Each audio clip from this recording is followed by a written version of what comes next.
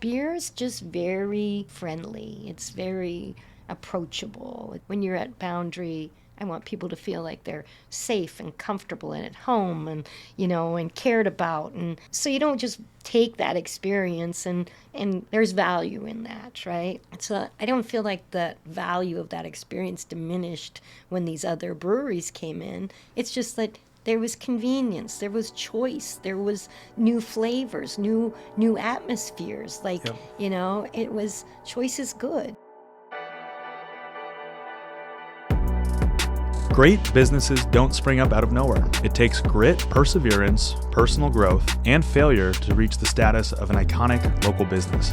Welcome back to Season 6 of the Building Bellingham podcast, where we're bringing you 8 more stories of local leaders and how they are building Bellingham.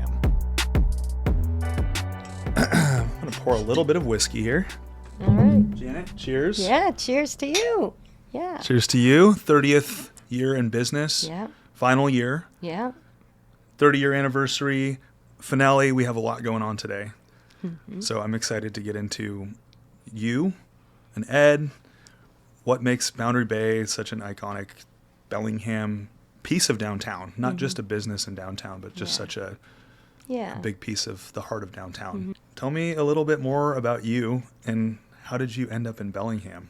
Oh, boy. I came to Bellingham for the weather. It's funny because I was living Which weather? in the better weather than Seattle. Just coincidentally, I was going to North Seattle Community College, and we had friends that were going to Western up here. And every time we would leave Seattle and come to Bellingham to see our friends, the weather was better. And I'm like, I'm going. So I'm one of the few people who moved to Bellingham for the weather. But I loved the vibe of Bellingham from the very first time I got here.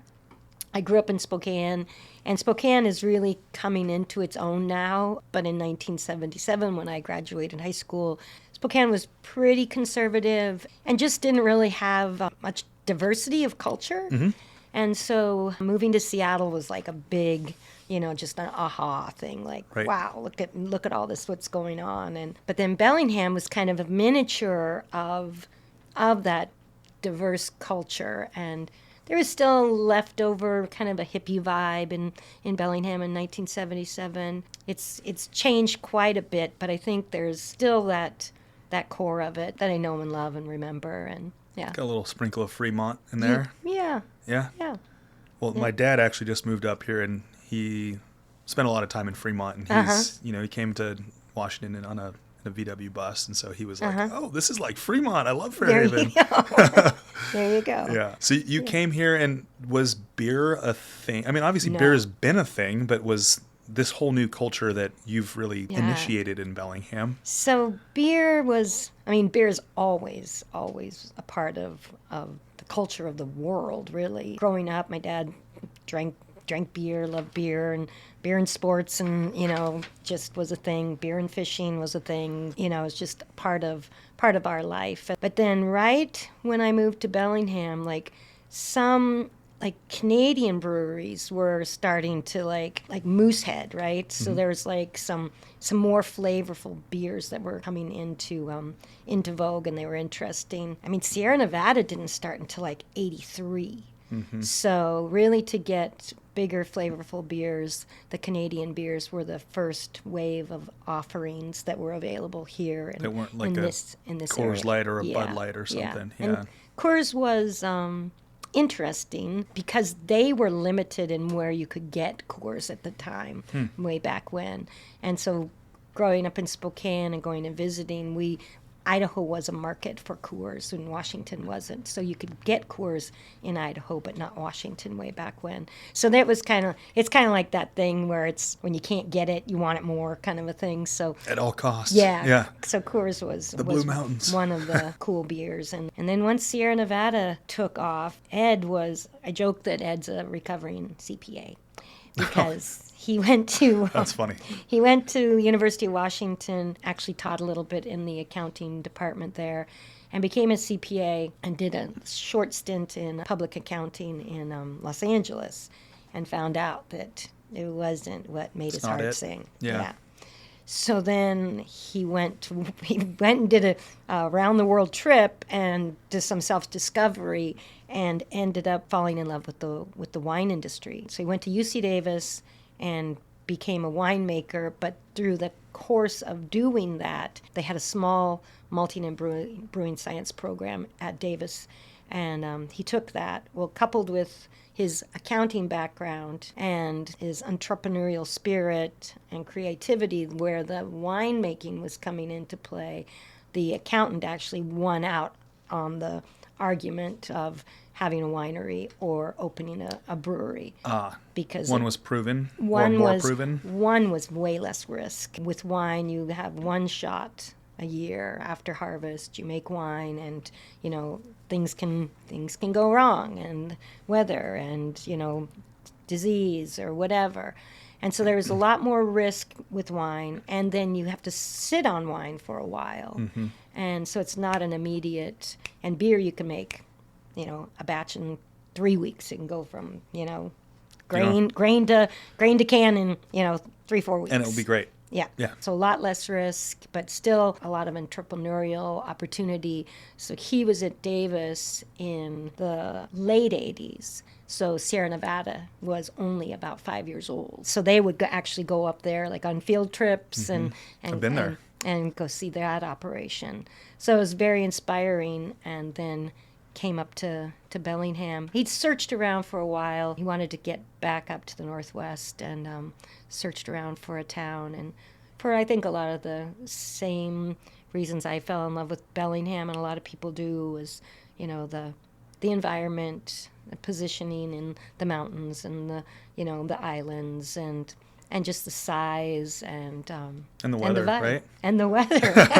You can't beat the weather. It's funny that you say that, because anytime someone asks me why I came here and why I stayed, besides meeting my wife, you just start gushing. You just start like listing off this huge list of like, well, I love this, and I like that everything's like within 15 minutes, and I love that there's all these great breweries in town, and there's great restaurants that are starting to pop up and have been around for a while, and so. Yeah, I understand that. And the weather it's all good. It makes it green. That's the whole it's the whole cycle of it. Yes. Yeah. Oh, I think my kids all joke with me that I have exquisite repression skills. Like, I tend to focus on the positive, and they're like, "Mom, don't you remember that?" And I'm like, wait a minute. I got to think about that for a minute. And the weather's kind of like that too. One sunny day, and it's just like, shoo. Gone. It's like a toddler. Yeah. They're crazy all day, and at the end of the day, you put them to bed, and they say, "I love you, Dad," and you're like, okay, it's all gone. I forgive you. I'm like, you're crazy today. I've always said that, like, if you're alone when you're on an entrepreneurial endeavor, you're either doing something really right, there's a bell curve to it, or you're doing something really wrong. But when you were kind of coming onto the scene here and said, this is what we want to do, Ed had, the CPA brain had won, he'd come back to Bellingham. Right. How do you kind of like push the voices at it, or the people in your life that are like, oh, that's so risky, because everybody's going to, the real ones are going to be like, do whatever makes you happy. Yeah. Well, and Ed had a different vision that is realized today. He had a vision of a winery, but functioning as a brewery. So that he didn't want anything like aesthetics. He didn't want anything to take away from the beer. The beer was front and center of everything. So the food was he'd had no restaurant experience and no idea. So the food was very downplayed. He wanted everything. If you walk in the brewery, you'll see like the big windows, and you look right into the brewery, and it was very industrial. He wanted this industrial look. There wasn't a TV.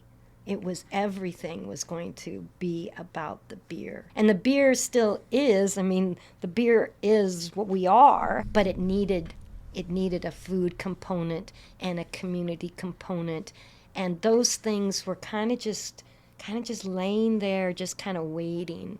And then when the right people came along, and then it just like this little spark, and it hit that fuse, and it was like, okay, now we got it. He wanted to give back to the community. That was part of what he always wanted to do, but it was that engagement with the community, and through a combination of beer and giving and food and events, that was the formula. That's where everything just started clicking on all cylinders. People weren't telling him, no, no, no, you're not doing it right, because it was new, so there weren't naysayers, and he's pretty risk averse, so anybody that was watching the financials for him would be like, well, seems like a good plan.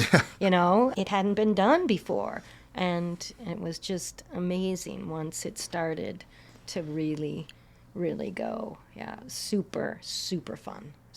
So was it, when you entered the scene, was that around the time that it just went from the beer's the focus to being like filling in this kind of abundance around it? It took about the first year and a half.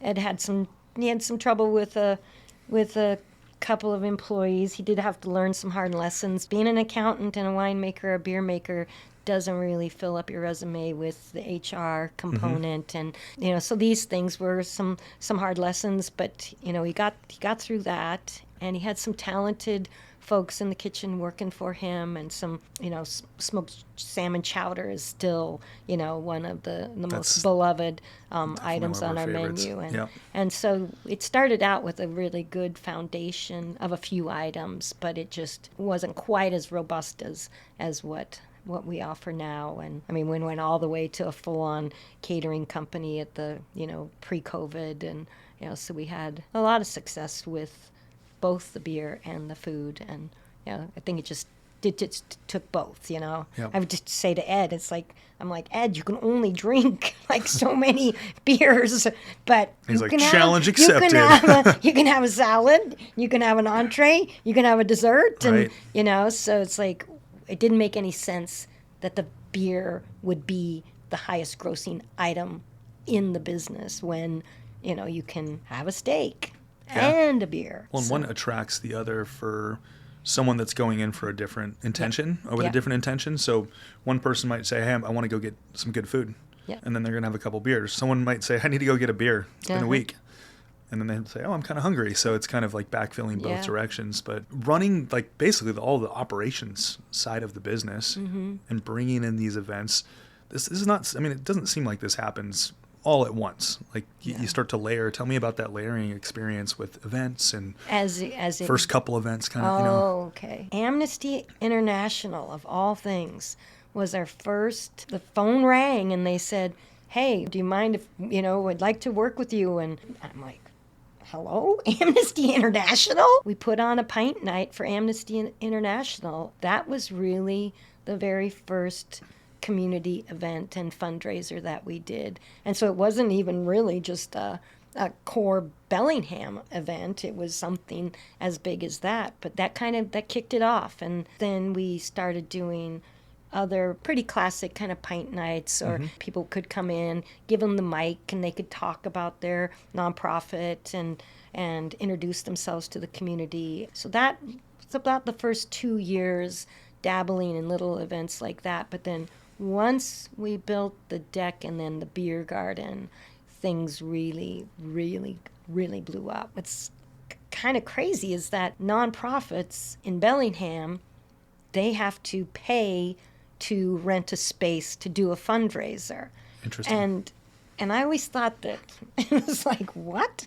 But Boundaries never charges anybody for their nonprofit. They come in, they're bringing the community to us. And I suppose if it's just a venue that needs to stand on its own as a venue, they need that rental fee. I understand. I understand that side of the business part of it. But for us, it was like, I also understand what that does to the bottom line for a nonprofit that's trying to, $2,000 is a lot for a fledgling little nonprofit. And if $1,500 of that is eaten up in a rental fee so that they can raise money. So that's where I think the generosity that we as an organization really share with the community. Generosity is one of the values of our organization, and I think we walk that talk very, very well, and some people might say maybe too well. They're like, I heard somebody say one time, my office used to be upstairs, it's kind of a loft, and people walk in the front door, and you can just hear them. Oh, is that where the staircase is behind those tables off to the right? That office there. So be careful what you say in the foyer because who's ever up and stairs in the office. Well, you probably heard us on St. Patty's Day after a handful of beverages, and we're pirates. So we're good pirates. I think we would be good pirates. The good pirates. Yeah, I think so. But I think what I heard them say was ask for Janet. Ask for Janet. She doesn't know how to say no. Just say. I mean, it's like speaking over the edge, like who's throwing me under the bus there? I'm like look in the mirror upstairs, and I'm like, no. Oh, yes. So we have a reputation. One thing that I find really fascinating, because we operate in that way, and I've met a lot of people who don't operate in that way or in some place in the middle of that. Like on one side, you have the bottom line and the survival of your business, and it's really hard running it. It's really hard starting, running, and maintaining a small business, a mid-sized business, any size business really. But it's also so tough to fight the urge to just give and do the thing that makes you feel warm and fuzzy, that warm and fuzzy currency that we feel like we experience a lot too. Right. It's the sauce, right? So how do you like balance those moments as a business owner of, well, I have to say no to this thing because this is going to hurt everybody involved in our business, versus the other side that wants to genuinely just give and make a big impact on your community? Yeah. We had to take it to a committee, and because of my tendency to say yes. So we took it to a committee, and we got to a point where we would actually budget, and it's hard. It's hard. Like, we've got 10 asks. We've got this much money. We've got this much merchandise, this much beer, this much time. Because giving also takes time. If you're going to an event or you're pouring beer or you're creating posters for, just whatever element that I say yes to, that's going to trickle down to the team. Yeah, so we have to talk about it now. As, this business, after 30 years, starts to sunset, that old adage where charity starts at home, right? Giving starts at home. Well, we have loyal team with us who we want to retain until the end, and whatever I can do to reserve resources for the big thank yous at the end is now where we're kind of that's kind of one of the voices on my shoulder right now, is that we could give X amount of dollars to this organization that we have for the last 25 years given to, but if I want to really do what's best for my heart and my team, I want to be able to say thank you to the people that are standing with us at the very end. And so their giving strategy is taken, and I don't feel bad about it because we've given a lot and we still continue to give, but it definitely, a softer pedal throughout this last year than years before, because those are the people that make it all work. Make the world go round. Yeah. Couldn't have done it without them. So do you mind if I ask, why is this the last year? One of the best things Ed ever did was he negotiated a very good lease. Right.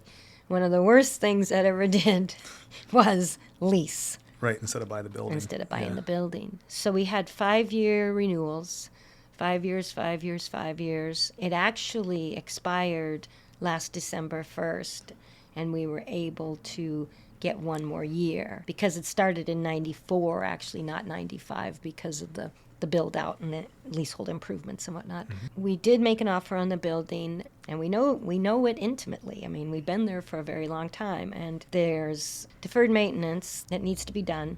And so our offer wasn't accepted. They continue to try to sell the building. So it's just, that's why it's not the way that we wanted the story to end, and it may not end. Sharing that news with our team was very, very, very hard. And what I told them was just kind of picture Boundary just kind of being put in a little box and a little bow, and it's just like sitting over there for a while. I mean, the branding's there, the recipes are there, the merchandise is there, everything's there. It's just sitting in the box for a while.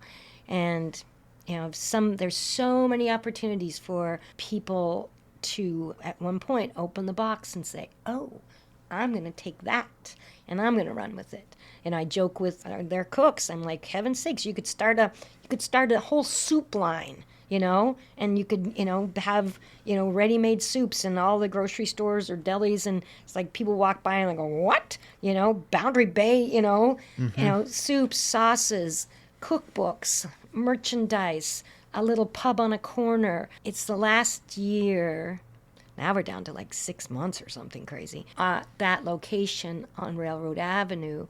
But I really feel like the impact and the brand will resonate for a long time. And, it's going to take a while. It's going to just, kind of, we'll all be shell-shocked because that lady upstairs isn't there saying yes.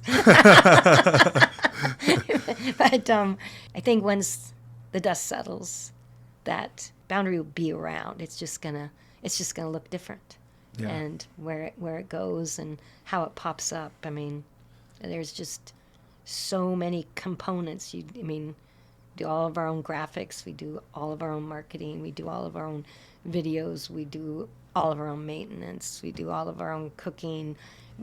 Everything is just comes out of that building, and there's a lot of talented people there. So it's just going to be like just take a little nap now. As far as the positives, while you figure out what the next phase of it is, because I agree, I don't think the branding couldn't go anywhere if you tried to send it to Mars. It's like it's so rooted in our community. So I think everybody in this room could agree that it's not going anywhere. But are you excited for a break? Are you excited to figure out what the next chapter looks like for it? Yeah, I think I really appreciate that, that perspective and that lens, because there's so much focus right now. And oh my gosh, that was the last St. Patrick's Day, and that was the last, and that was the last Final Four. Oh, that was the last. As the months go by, you're just marking this time with these finalities. But then what is it going to be like? And what are they going to do? Team members celebrates his 22nd anniversary at Boundary this month. Wow.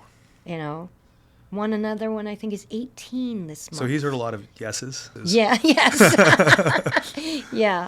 But what are they going to do? I know they're so capable. And yes, I am really excited about the possibilities for this team. One of our long-term employees, our chef, got an opportunity with one of the U.S. food companies. So he's now, officially this week, is our food salesman. So it's like, okay, so it's like you're watching these folks leave the nest and flying, and that's been a great honor of mine to see employees that have worked at Boundary go off and do great things. The Necco Cat Cafe, Caitlin and Corey met at Boundary, and they've opened now 2 very successful businesses. The Mount Bakery was birthed out of our basement. Really? Yeah. The commissary kitchen? Yeah. Well, yes. Olivier was the Oh, right, because there's the downstairs. If you go down the stairs, there's that second bar. Yeah. Yes. Yeah. The Waken Bakery up in Glacier. Yep. 2 of our employees started that. Wilson Large is a well-known videographer and filmmaker, and now has moved down to San Diego to continue that. So it's just been such an honor to see these folks and your wife, Emily. Yeah.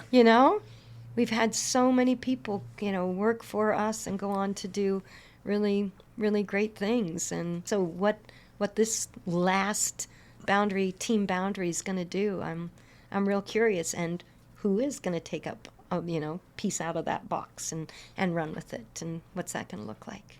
Lots to think about. Yeah. Building Bellingham is a community production of the Bellingham Real Estate Company. We are an independent real estate firm located on Meridian Street. From our data-centric approach to a heavy investment in media and collaboration, we do real estate differently in Whatcom County. Check out Beham REco reviews on Google, Zillow, and ratemyagent.com, and don't hesitate to reach out with any questions. Okay, I want to take us back a little bit. Okay. We're going to zigzag a little bit here. All right. And I don't know when Chuckanut started, but you guys really put the flag on the map for beer, microbrewery in Bellingham.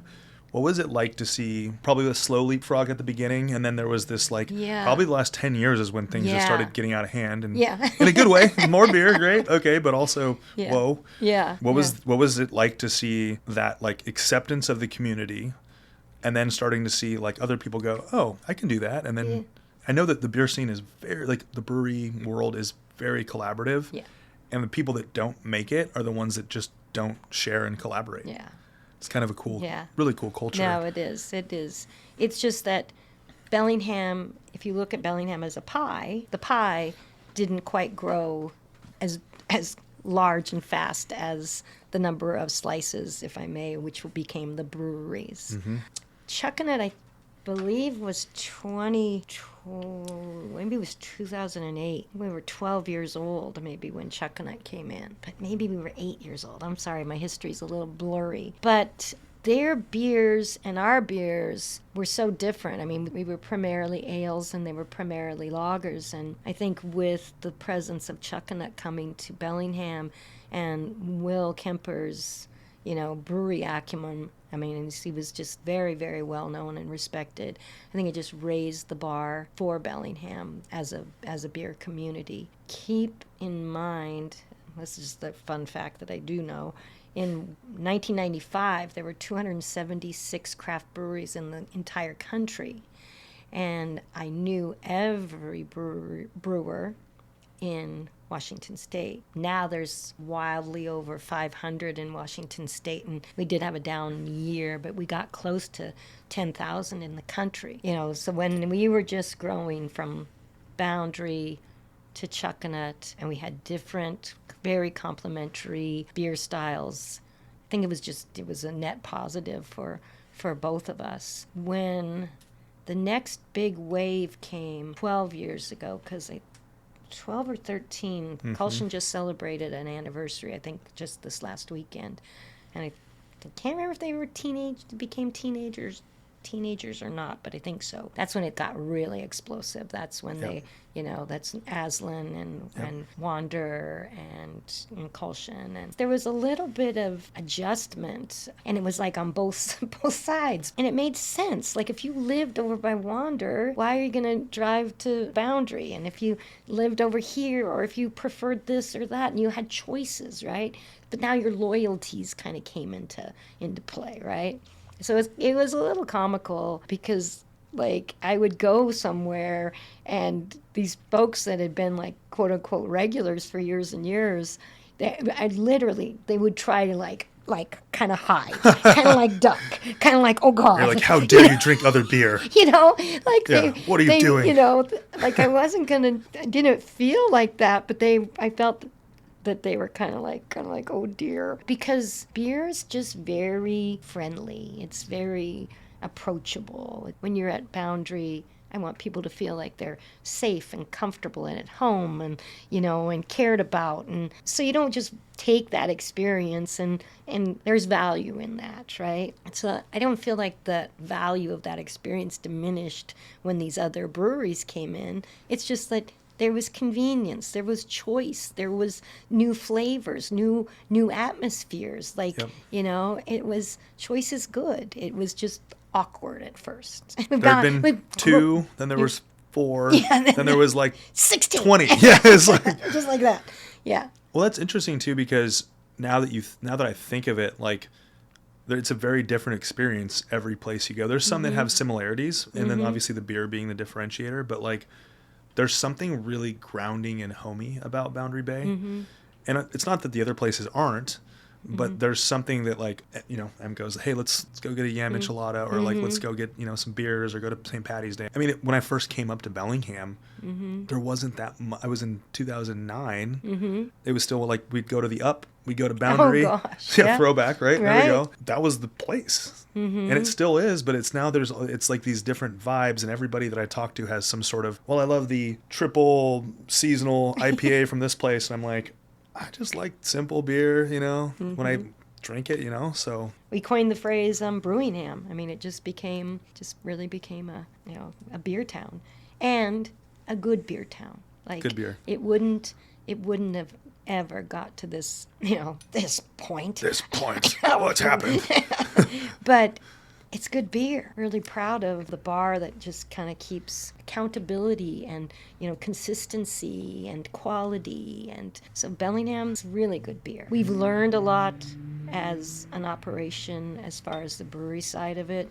I mean, throwback, when Ed was building Boundary, you had to have these things like fabricated, and you had to have somebody come in and help you design, and this wasn't like off the rack kind of stuff. Now it's more prefab. Yeah, well, and it's just out there. It's like you can Google how to build a brewery, but that wasn't happening. But it was in the beginning stages of craft beer. The ingredients, the equipment, the what can go wrong and why is this tasting like this, and stability, those kinds of things we were learning. Everybody was learning across the country at that time. You had to learn, you had to pay attention, and as more breweries came into Bellingham, I think that the capacity for quality and growth and learning just became just this big think tank, and people shared and critiqued and learned and experimented and figured out, like, what's a hazy beer? I mean, that's what she loves. I mean, that wasn't a thing. That's a whole nother taste, a whole nother texture, of flavor that's come along in those years. And I want to go back to you just kind of the regular conversation when you had bumped into regulars at other places, but more shifting to on our first episode, if you know Jesse Nelson, that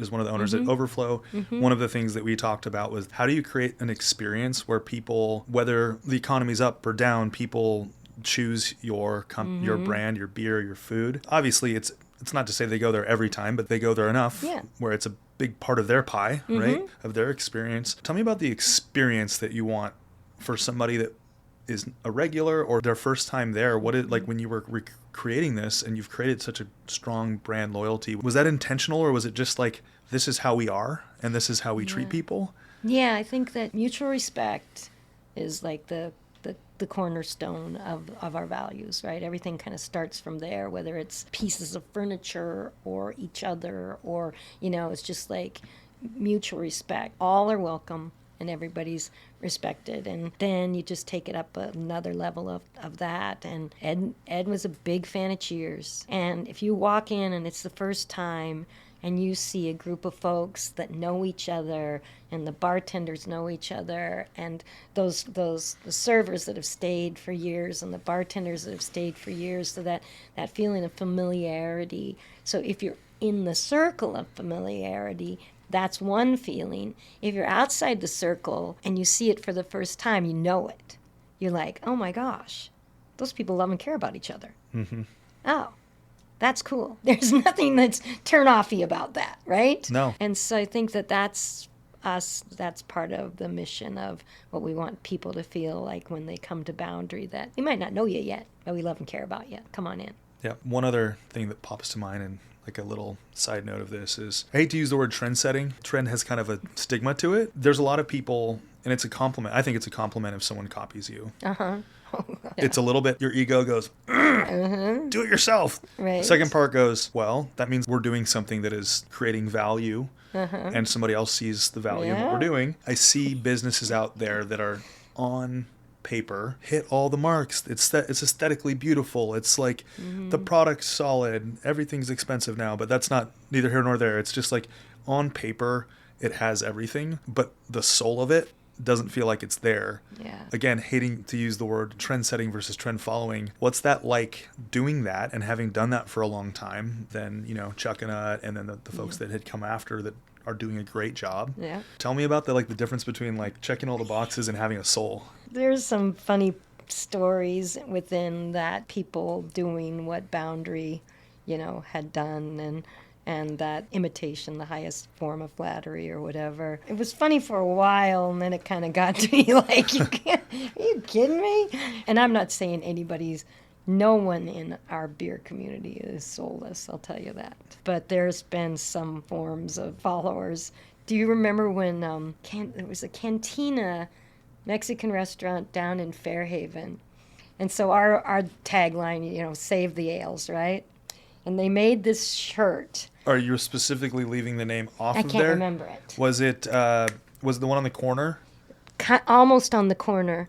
It's just one down. There's like the antique shop, and then it was like the one right there. I think the Hacienda was maybe the bar in it.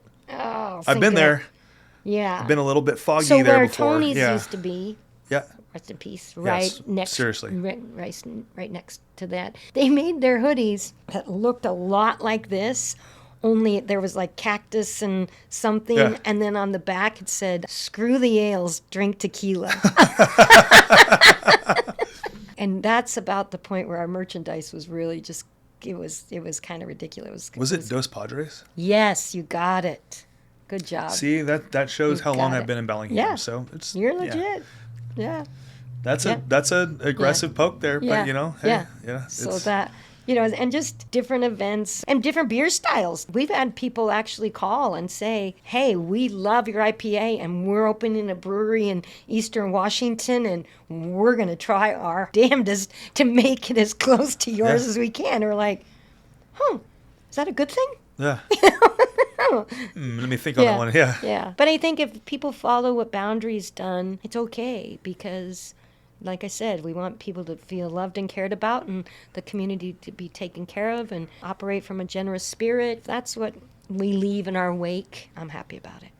You know what's interesting, too, is that for people that there's a lot of people in this community that think the way we do with mutual respect, love, and care for our community. So funny. It's like if someone just asks you or asks me like, "Hey, I want to do this and I'd love to try to recreate something. Is there some sort of level of collaboration that we can do?"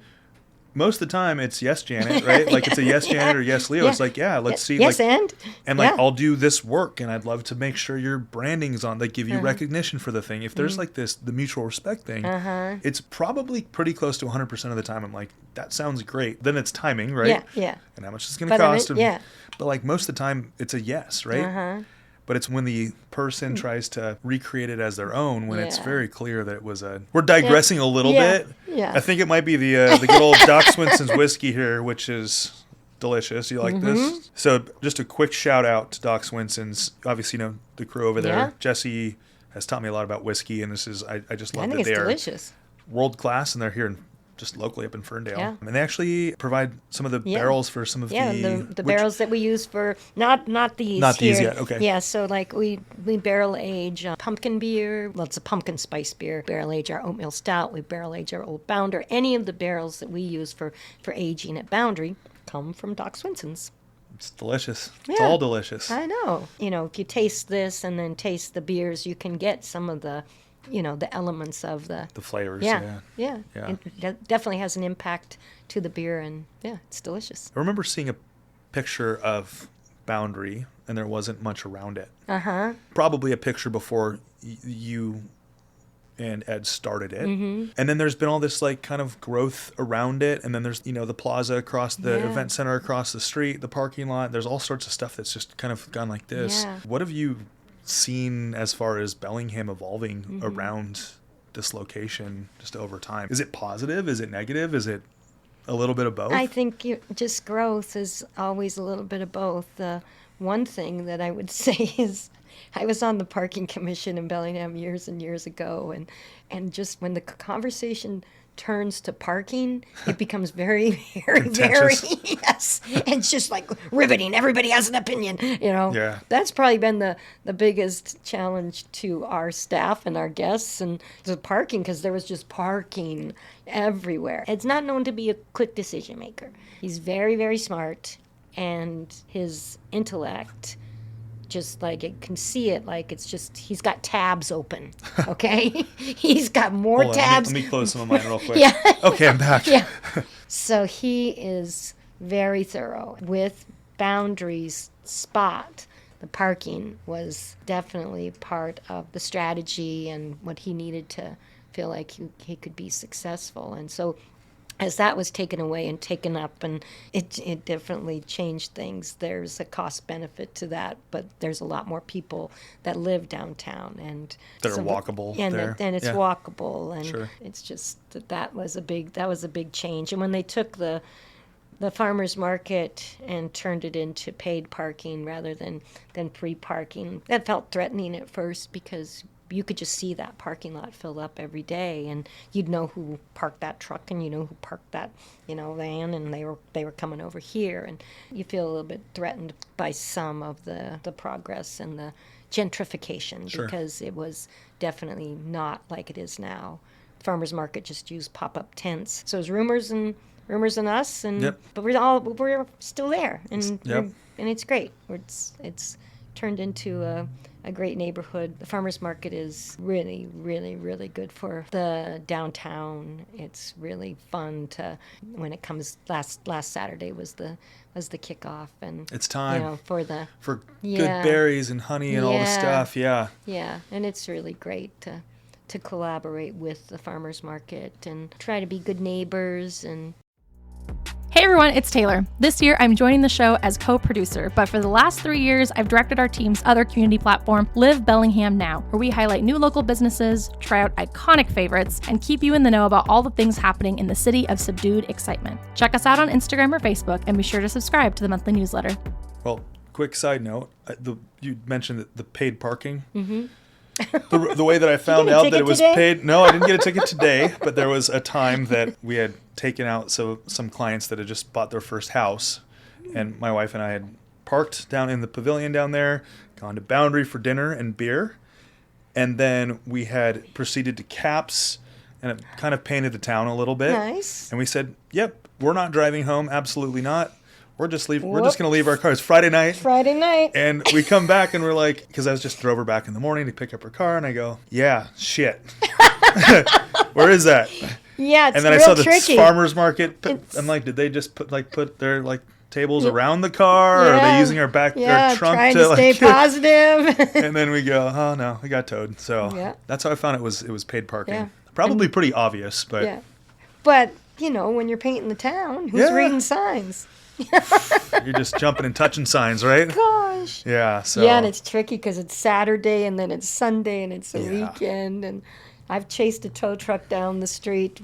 I see, because one of our team members would park there, and you make the right choice. You're not going to drive. Sure. Or somebody's vehicle that I know. I get in early on a Saturday, and I see a tow truck pulling. I'm like, oh no! They don't stop. No, you can run after them, and you can wave, but they're on a mission. My business brain, just a little bit off topic, but my business brain that same day goes, okay, so it's what, $400 for this tow? Okay, I'm just kind of curious. I'm like, how many tows do you have a night there? And numbers I'm like, oh, yeah, I wouldn't stop either. Oh, my gosh. They're like just raking it in. And they just pull it to their yard and say, sorry, Yeah. Anyways. But the cool part is, the positive side to that is that particular part of downtown does have really good parking comparative to and maybe I'm just speaking ignorantly because I'm not on the parking committee. My perspective of downtown is that basically Railroad all the way through is pretty good parking, and then other parts of downtown are like sometimes you're just hauling around the block, and I'm not taking my truck in that parking garage ever again. It's meant for a smart car. Not my truck. Yeah.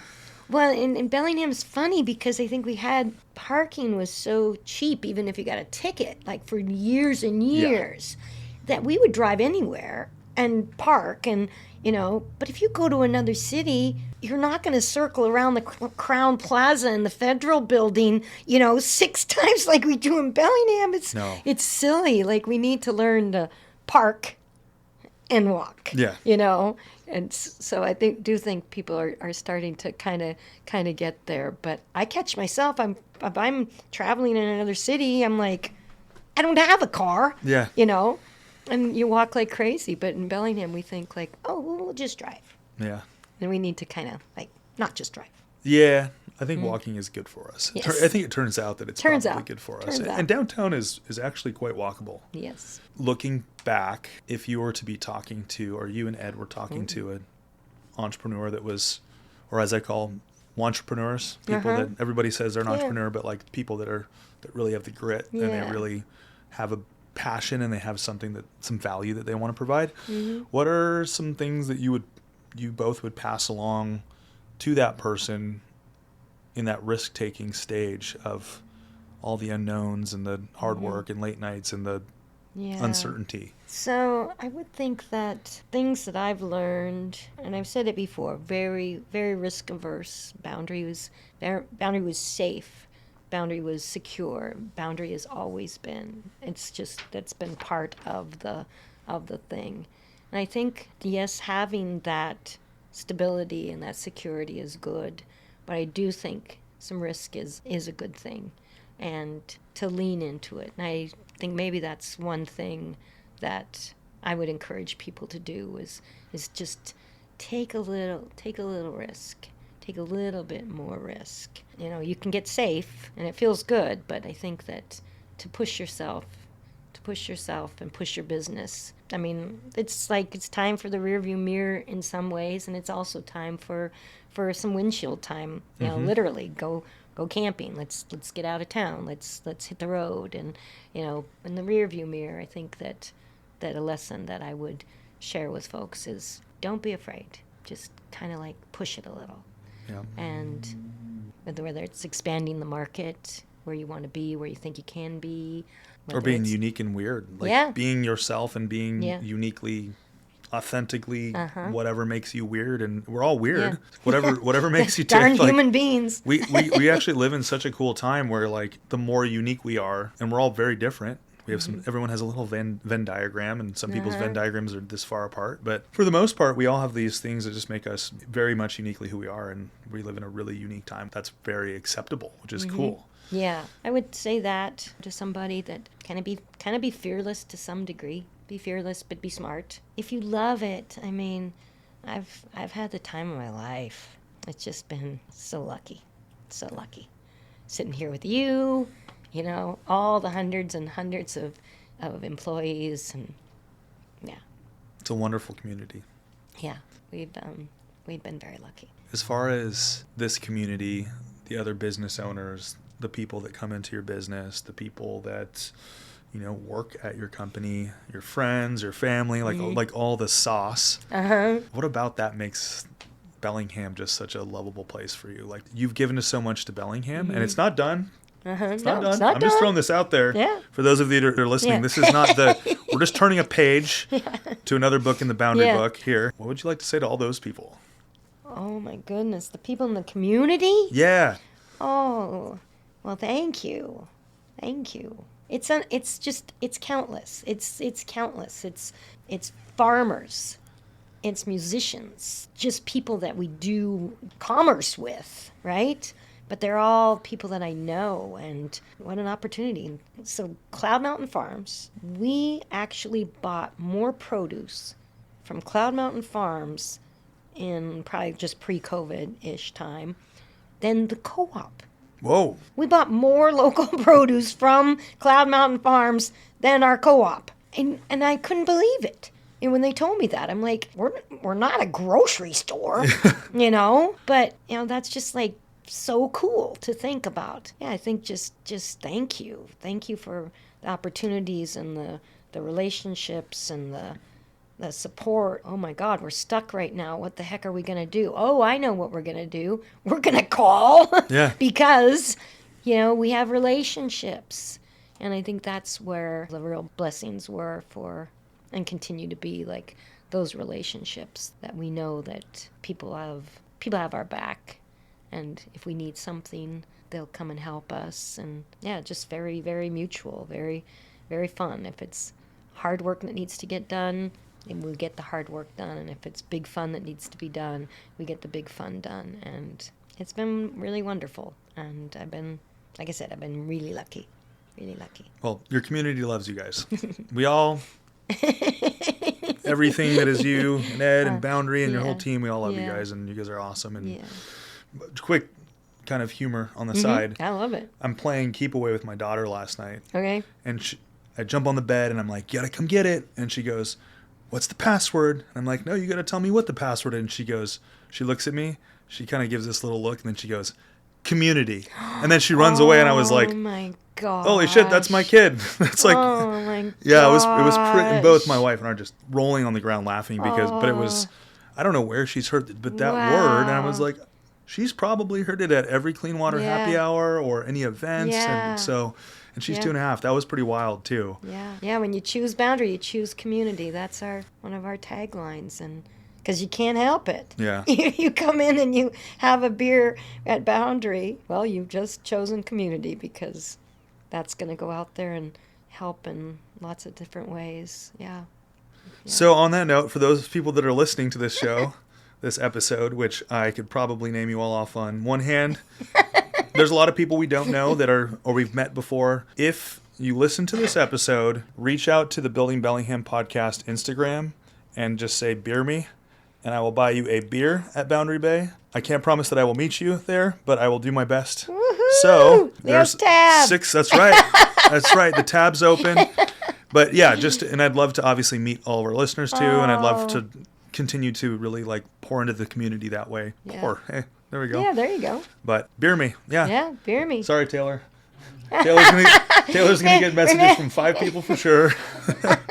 Maybe beyond, but yeah. Well, and while we're at it, September 20th is going to be the big community block party. Kids can come? Kids, Cool. everything. We've been known to have a zip line. Oh. You never know what's going to happen at Boundary Bay's 30th anniversary party, but it's going to be Saturday, September 20th. And it will go out on all the social media. Yeah. Does your Beer Me tab stop at some point? I would say. How are we going to handle this accounting-wise? Let's call it. What's the easiest? Is it 1 month, 2 months, or 3 months? Let's do 1 month. We'll do 1 month. Okay. We'll do a month. Okay. We can we'll figure out Okay. the right way to do it. But we've tried it in the past, and beer is the easiest way to do it. I honestly, love it. So I love it. Bellingham, Beer Me, Boundary Bay Brewery. We got all the Bees. All the bees. Yep. Yep. Our first salesman's name was Bruce. Bruce. And he's calling people in Seattle. He's like, "Hi, I'm Bruce from Boundary Bay Brewery and Bistro in Bellingham, and I'm going to sell you some beer." Hey, big shout out to Bruce, the master of the bee. Well, thank you so much for coming on and sharing your story. What a pleasure. And this is it. Yeah, this is it. Thank you. Thank you. Thank you all. Building Bellingham is a community podcast produced by the Bellingham Real Estate Company. Our producers and audio editors are Taylor Beal and Tiffany Holden. Social media and video production are by Cooper Hansley and Taylor Beal.